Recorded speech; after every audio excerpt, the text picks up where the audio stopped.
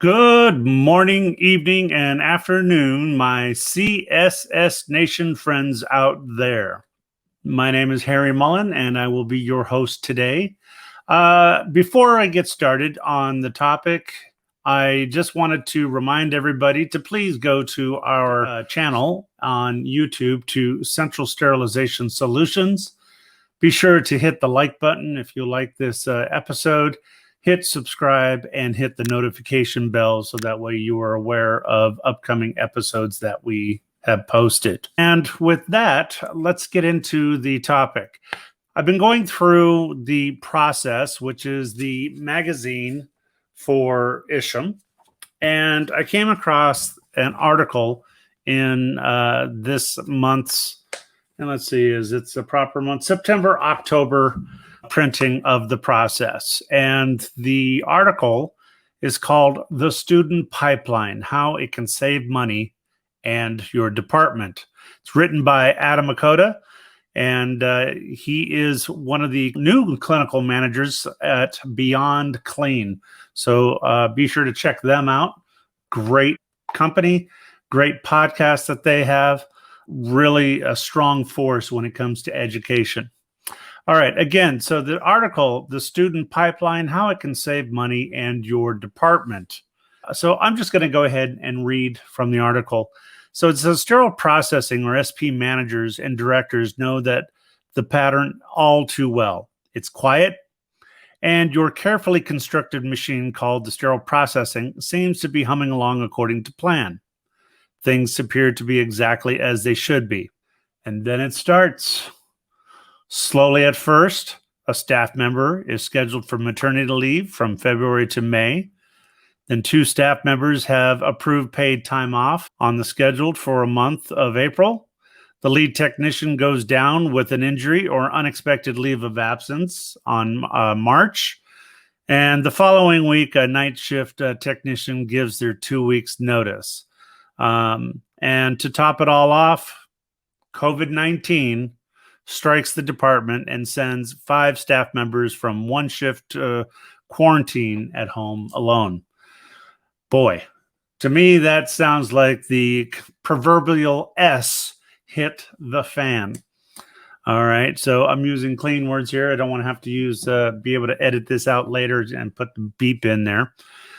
All right, so just like that, your well-oiled sterile processing machine is smoking and throwing sparks. Oh boy, I've been there myself. This happens all too often. You think things are going great as a manager, and then all of a sudden things just turn upside down for you, for the department, and for the staff that are remaining. So sterile processing department can feel much more like captaining a ship during the perfect storm. I know the feeling. Every manager's first response to this type of situation is to look for help. We look at our leadership team and have the manager and supervisors working the floor. We look to the department and our loyal technicians to see if they can work overtime or pick up some weekend shifts.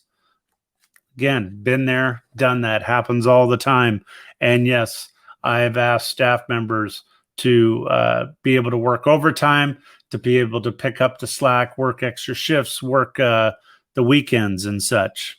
We might even ask our operating room friends if someone can come down to the basement and help with pill pouching and wrapping loaner trays.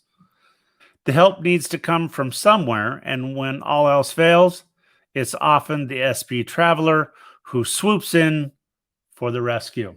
Oh yeah, we have registry come in all the time. And I know the staff are appreciative of it, but that costs an awful lot of money for the facility. Now, according to some online reports, the cost of healthcare staffing in the U.S. is around 16 to 18 billion, and traveling healthcare workers make up more than 1/4 of that budget. So that's 4 to 5 billion spent annually on traveling healthcare workers alone. Adam here writes a note. It should be mentioned here that I have had the pleasure of working with some of the very best sterile processing travelers in my time. in the industry. Some were incredibly knowledgeable and helped move our department into the 21st century. Some were absolute workhorses who single-handedly did the work of 2 to 3 typical technicians just because of their extensive experience and tireless work ethics. It is, let it be known that I have a lot of close personal friends in that industry, and I mean no ill will towards them, because what I am about to state in this article might ruffle some feathers. Well, Adam, you are quite correct, because I have known many of travel agency workers, registry workers come into my department, and they are fantastic. When I was the system educator at UCLA, we even offered open positions to the travelers that came in because of how good they really are. So, Adam here is stating what the problem is. The problem is the lack of staff because of A, maybe we had somebody go out on maternity. B, we had individuals, a couple people go out on paid vacation. C, we had somebody who went out on workman's comp situation. They got injured. And D and E and F and G, the list goes on as to why we don't have the staff. And so I can see where Adam is going with in this article, and where he's doing is the power of the student pipeline. This is near and dear to my heart, because as a sterile processing professional and as a person who works and operates a sterile processing school, I see how difficult it is at times for hospitals to let students in to do their hours in order to get the training that they need. But Adam, as stated here, has a solution, and it's regarding allowing students into the facility and into the department. So let me go ahead and continue on with the article here. It says here, the power of the student pipeline. What if I told you, sterile processing leaders, that they would never need to hire a traveling sterile processing technician again after adopting the student pipeline approach? For the student pipeline system to work effectively, it's important to start with evaluating whether one's department is a good candidate for accepting students. Department size doesn't matter. Even a department with a single employee can benefit from the student pipeline, as long as there is an experienced trainer on each shift to host the student. Absolutely. If you have more than one technician that you especially trust on a particular shift, perhaps you can even take on multiple students at once. You will also need a department that is doing things the correct way and passing surveys with flying colors. Absolutely. So far, 100%, I agree with Adam's statement here. If your department is a work in progress, it's probably best to fix the issues within before bringing a student to learn things the wrong way. And that is so true as well. We want students to learn the correct way.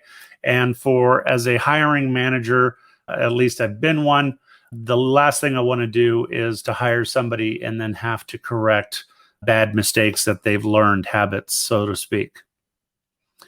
There is likely a sterile processing program near you. Absolutely. Southern California Central Sterilization Solutions is available to you. Shameless plug there, huh? It may be an hour or two away, but it's likely during these times that they have some kind of online or virtual training program. And if they're staying in business, it's because they are pumping certified sterile processing technicians into the workforce on a regular basis. Absolutely. That is absolutely correct. I'm going to take a moment here so that I can get a drink and such. We're going to go for a quick commercial. And speaking about the opportunities in sterile processing, and the article talked a little bit about COVID, let's go ahead and listen to our educational specialist, Ken Croto, and we'll be right back. The job market right now is, I feel, much better than it was even when I went in. As the result of the COVID pandemic that we've had, Our profession has been even under more spotlight and given even more of an opportunity. We're infection control, we're infection preventionists, and breaking the chain of infection and destroying viruses is our job, and it's what we're trained to do as professionals.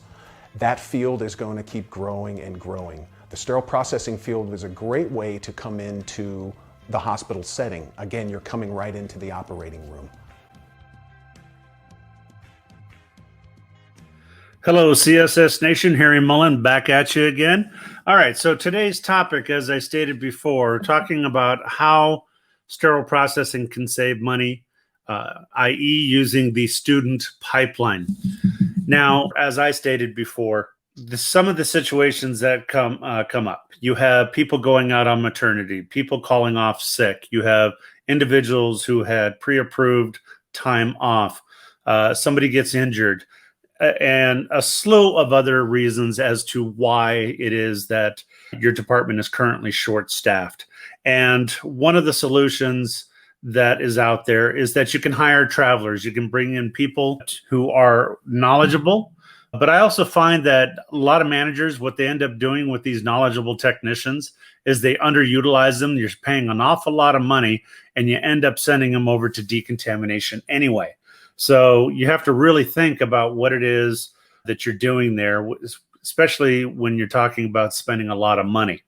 So that's one alternative, using travelers, using registry.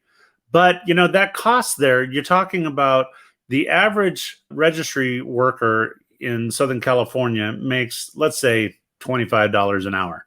Well, that's what you're paying the technician. You also have the company that they work for that you're paying a premium on top of that. So who knows, you may be paying $50 up to $75 or more per hour in order to have that individual in your department. Another opportunity for you is, again, as Adam had stated, was to bring in the student pipeline. In other words, working with one of your local schools that is still in business, still pumping out, as he said in his article, students into the job force. And I think that is a wonderful idea. And it's very important that you work with schools in order to establish that pipeline. So one of the things I agree with is that with Adam is that definitely you can utilize these schools in order to bring students in order to kind of train them. And by the time they finish the hours, now you have a steady flow of individuals that you could potentially hire or bring in, whether it's per diem, part-time, until such time as the workflow matches up. So, I mean, if you're a manager out there and you're facing this situation, my recommendation is you can get a hold of a school local to you. And if you're in Southern California, reach out to us, Central Sterilization Solutions. So, and our website, centralsterilizationschool.com. Reach out to us and establish an affiliation agreement. Now, you have to understand that ISHM requires that each of its students, upon graduation and in order to maintain and have full certification, they're required to get 400 hours of hands-on experience. All right. And as stated in this article as well. Now, understand that the students are voluntary, and usually their insurance and liability are covered by the school, which is true. Schools have liability insurance, kind of like an errors and admissions insurance to deal with any situation whereby the student makes a mistake or something like that. What does that mean to the facility? That means that there's 400 hours of free labor for your department. Yes, that means your staff are going to have to train them on the basics, but let me explain how this can benefit the department further. Now, think of it as the initial 400 hours as a tryout. So you hire people, you're bringing them in, they're on probation.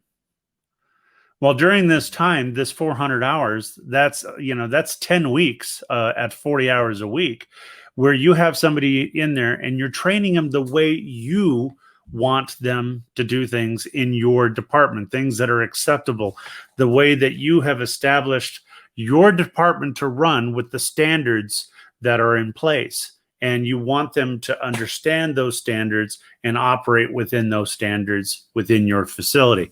So that's one right there. Another benefit is the fact that you get to pick and choose, the cream of the crop. If somebody's not working out, the benefit to them is they get to complete their 400 hours. The benefit to you and your facility is you get to choose who is the best candidate, the best fit for your department. And back to the article here, it says that SP leaders who are in a position to take on students likely have a number of experienced technicians who are willing and able to train up the next generation of dedicated sterile processing professionals. This may also mean that the department do not have a lot of full-time positions open up on a regular basis. And as a manager, Adam has found that while hospitals are pretty rigid about creating new full-time positions, they will greatly impact productivity numbers. Most often are open to create new positions for part-time and per diem employees who are more flexible and only used when the full-time technicians are off or on leave. Part-timers also are incredibly helpful for fulfilling the staff gaps when that investable sterile processing crisis hits. And in addition, they are flexible, so they can be the first to be sent home if productivity goes down. So ideally, leaders in sterile processing should really seriously consider coming in and establishing a relationship with a local school. And I suggest that you really look at the schools that that are there. I mean, there's a lot of tech schools out there that are training OR technicians, nurses' aides, along with they have a sterile processing program. But honestly, most of the time they're pushing those people who would consider doing sterile processing into surgical tech. And now you're looking at bringing in somebody in who is only wanting to use your department as a footstool or a step stool into the OR. And so, but there are sterile processing schools available that's all they focus on is sterile processing technicians. All right, so that's something that should be considered. Before I go any further, let's go ahead and do one more commercial. We have upcoming classes that we're going back live into the classroom come October. And anybody interested, or if you know of somebody who is interested in becoming a sterile processing technician, send them our way.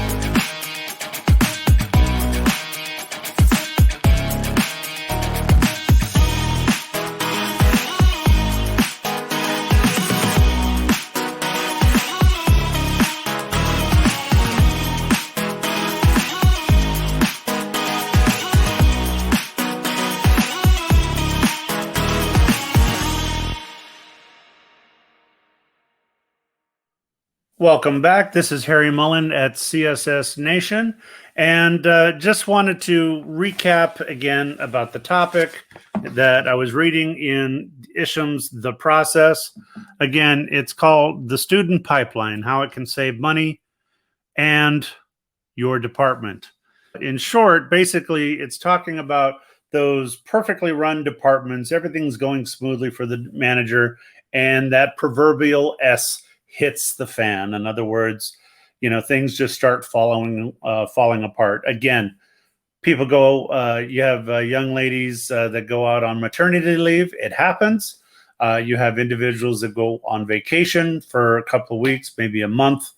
You have individuals that for one leave or another have a leave of absence. They have workman's comp. They get injured. For whatever the reason and the multitude of reasons that you are short-staffed, there is a couple of options. Again, you can go with the registry or getting travelers to come into your department, but unfortunately, that is a heavy price to pay. And it's, we're talking about a lot of money going out where you can actually save money by partnering with a local school near you and setting up an affiliation agreement. And I think that's a very important aspect of a good working and running department, is that you have a pipeline of individuals who are coming to you from the local school that you have had an opportunity to train up and to let them know exactly how things run within your department. Again, you get to choose from the cream of the crop. This is basically a 10-week probationary period for somebody that's coming in and training that you're not having to pay, and you're able to get the workflow going. And then by the time that they do get hired, guess what? You have another probationary period time in which to evaluate them further, past the 10 weeks when they were volunteering in your department. So again, locally, I would say reach out to your local school. Again, if you're here in Southern California, you can go to our website at centralsterilizationschool.com and be able to contact us. And we are more than willing to sign and establish an affiliation agreement with your facility to help you out. We have fantastic technicians, future technicians, that is, that go through, they pass the school, and they are getting certified. They are taking the exam. We have a 95% pass rate of individuals passing the certification exam their first time. That is nearly unheard of when it comes to, if you look at the stats from Isham. So I really like this article from Adam. Adam, very good, outstanding article. And I look forward to reading more articles from you. And this was very, very insightful. It speaks to my heart because, here operating a school, we're always looking for other facilities to affiliate with. But this is something that I've always done when in my departments. I always made sure that some type of an affiliation agreement was established with the local school, because I knew it was a way of helping us out and made it a lot easier for the hiring process. You already have countless numbers of people coming through, and you get to pick and choose who it is that you want to come in to be on your team. And that's very important. Well, folks, that's it. I hope you liked the show. If you did, please be sure to hit the like button. And again, subscribe and hit the notification bell. Until next week, I want to say thank you. Be safe out there. Be sure to wash your hands and stay safe. And as my co-host, who couldn't be here with us today, would say, if I asked him any last words, and he would sit there and he'd tell us, we'll be back.